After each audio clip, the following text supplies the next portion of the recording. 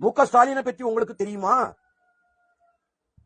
மு.க. ஸ்டாலின் 75, 76களில் மிசாவில் கைதாகி உள்ளே போனார் என்று சொன்னார்கள். உண்மையில் மிசாவில் கைதாகி உள்ளே போனாரா? அன்பர்களே, உங்களுக்கு ஒரு உண்மையை சொல்லுகிறேன்.